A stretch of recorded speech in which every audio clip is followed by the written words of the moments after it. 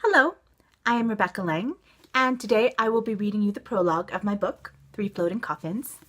So, let's begin. Prologue, The Riddle of Princess Sophia. Once upon a time, in the kingdom of the Seven Isles, a hard-hearted king sought to rid the land of magic. He spent the days of his youth scouring his kingdom, killing those who knew of it, even turning against his own brothers and sisters. For in those days, every member of the royal family was a sorcerer by nature. At last, content that his work was done, the king settled down to enjoy his twilight years. Now the king had a daughter who had come to him late in life, Princess Sophia, his sole heir and joy.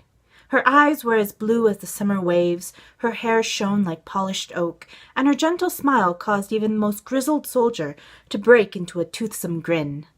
Aside from this, Princess Sophia was also intelligent and curious.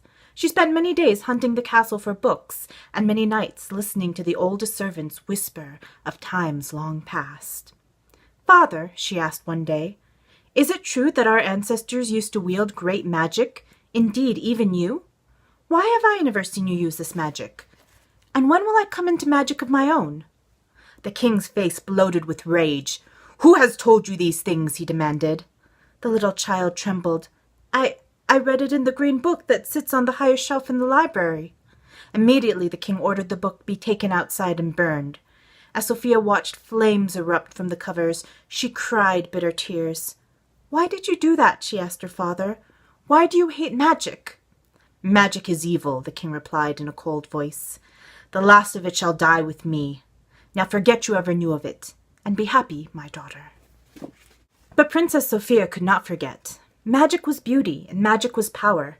She did not believe it was evil, except that the hearts of men made it so. She swore that one day she would restore magic to the land, but she shut her mouth and uttered no word of it to the king. Day by day the princess grew in beauty and wisdom, and soon it came time for her to take a husband. The king, who cherished his daughter, was loath to give her away, declaring one suitor too poor, one too stingy, one too cowardly. Princess Sophia spied an opportunity to keep her secret vow. "Father," she said, "I agree with you that the man who marries me must be of the highest quality. Therefore I offer this proposal, that no man shall marry me but he who brings me a trinket worth all of the 7 Isles that can fit in the palm of my hand." The king was pleased with his daughter's cleverness. "Let it be so," he said. Word spread, and soon kings, princes, merchant barons, and treasure hunters flocked to King's Isle to present their most precious baubles to the princess. But Princess Sophia rejected them all. "Your gift is costly," she said to each, "but it will not buy a kingdom." Now it happened that, less than a day's sail away, a shepherd by the name of Eustachius lived on Olive Isle. Though born of noble blood, Eustachius's family had lost their title, and he and his older brothers made a living off the sweat of their brow. Still, Eustachius was a brave, cheerful man for whom life held no bitterness. "I will solve the riddle," he told his brothers, "for I am determined to marry the princess." "You cannot hope to answer it yourself," said the middle brother. "The Red Witch will help you," said the eldest. Although the king had tried to eliminate all those who knew the secrets of magic, one had escaped his wrath. Robed in the rags of a beggar, the Red Witch lived quietly under a bridge in the Isle of Wine. Eustachius sought her advice. "Do you know the answer to the princess's riddle?" he asked. "Go to the Isle of Darkness," the Red Witch said. "A creature of the king's own making has swallowed the most precious magic of all. Slay the beast, remove the magic from its belly, and Princess Sophia will give you her hand in marriage." "I will do as you say," Eustachius said. "Wait!" the Red Witch cried. "This creature is strong in magic. No ordinary blade will pierce its hide. Take this." The Red Witch held out a sword with a broad, straight blade made of gleaming iron. "The blade of negation will aid you on your quest." Eustachius accepted the sword. He set out for the Isle of Darkness, and his 2 older brothers joined him. Mystery has always shrouded the Isle of Darkness. Those who stumble upon it either turn away in fright, or else step foot on land and are never seen again. But Eustachius and his brothers were not discouraged. What horrors they saw, what creatures they met, what bloody battle ensued, these things no one knows, for Eustachius would not speak of them. All that is known for sure is that 3 brothers left for the Isle of Darkness, but only one ever returned. After departing the Isle of Darkness, Eustachius sailed straight for the castle. He thundered into the halls, his sword in his belt, a box in his hand. "I have brought a gift for the princess."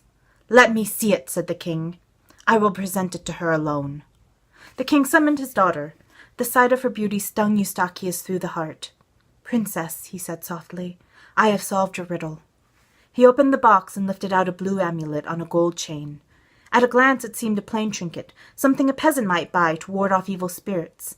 But as he placed it gently in the princess's palm, the amulet burst into light, glowing as radiant as a fallen star. Sophia looked at Eustachius with tears in her eyes. "You did it," she whispered. "You brought back magic." "Magic!" bellowed the king. "No, I will have no magic in my land. Guards, seize him!" But Sophia acted first. She took her shepherd champion by the hand, and the two of them fled down the hallway. The guards followed them around the corner and came to an abrupt halt. Princess and shepherd had vanished. They were nowhere to be seen. "My own daughter defies me," the king raged. "So be it. You will see the evil that magic can do." And he called forth his own store of magic, and created monsters, each one darker than the next. He stitched Tiger Claw and Horsehoof and Falcon Wing together, and unleashed these unfathomable horrors upon the isles. Eustachius slew them with a blade of negation. But the beasts terrified those who would help the princess, and the king's guard followed the trail of screams. Sophia and Eustachius were driven from one isle to the next, until at last they had nowhere to go but the Isle of Lost Souls, a barren clump of rock where nothing grows or lives. 3 took shelter there, Sophia, Eustachius, and the princess's most loyal servant. Against these 3, the king sent his navy. The crown jewel of the fleet was a massive black warship drawn by hundreds of oars and a crimson triangular sail. The king stood on deck and stared at the Isle of Lost Souls. He noticed a golden speck on the blue sky. The speck drew closer, and the men began to scream, "Dragon! Dragon!" The golden dragon had the muscular body of a snake and shimmering bat wings. Archers drew their bows and fired arrows enough to blacken the sky, but none could pierce the dragon's scales, which were harder than any armor. The king glared at the dragon in hatred, then suddenly grew pale. "Stop!" he shouted to the archers. "My daughter is riding the dragon!" Indeed, Princess Sophia clung to the dragon's back, the wind whipping her veil and hair in all directions. The dragon landed on the deck. Princess Sophia stepped up to the king and looked him in the eye. "Father," she said, "I've come to offer you a truce. At your command, my future husband and I will leave the kingdom and never return. But you must turn back now and leave us alone. If you do not, you will surely be destroyed." "Are you threatening me?" "I'm only speaking the truth. Turn back or die." The king looked at the princess with flint in his eyes. "While you possess magic, you are no longer my daughter. If you do not surrender now, you will die." He signaled his archers. The dragon roared so loud the planks shook, and the archers quivered in fear. Princess Sophia jumped onto its back, and the dragon flew her back safely to the Isle of Lost Souls. That night, a terrible storm came. The wind snarled like an angry lion, and white lightning cracked the sky. Giant waves tossed the warship like a child tosses an egg, and the black ship smashed into 1,000 pieces. Many men perished, and more would have died but for the golden dragon that dove beneath the waves to rescue them. But the dragon did not reach the king in time, who tangled in a net and drowned. The soldiers and the sailors who remained pledged their loyalty to Princess Sophia and her shepherd champion. She and Eustachius returned to King's Isle, and preparations were made for a royal wedding. And so would end this tale, except for one last strange occurrence. Princess Sophia disappeared. For 3 days no one could find her, not her guards, not her maids, not her groom. Then, suddenly, on the day of her wedding, she reemerged from her room, dressed and beaming, as though nothing had happened. But all those who witnessed her wedding noticed that no amulet hung around her neck. Queen Sophia and King Eustachius ruled the 7 Isles together, and while they lived, they were happy. But the amulet of magic was never seen again. Rumor has it the queen hid it somewhere in the 7 Isles, and there it waits for a worthy successor to retrieve it once more. But as to where she hid the amulet or why, that no one knows, for that is the final riddle of Queen Sophia. I wanted to give you some insight about what I was thinking when I wrote it. So, the prologue is it's meant to be a story of Odell's parents, Sophia and Eustachius, and it's a story that she has grown up hearing from the servants, not from her parents, which is very important because the story she's heard is not actually the whole story. You can already tell that there's some missing pieces, but there's also some information that's not entirely accurate. Odell begins to go on a journey to find the amulet in the story, and as she does, she gets more and more details about this quest of her parents. And that is one of the main parts of the story that I wanted to get through. So I wrote this story also as a way of evoking classic fairy tales, which I grew up reading and I love.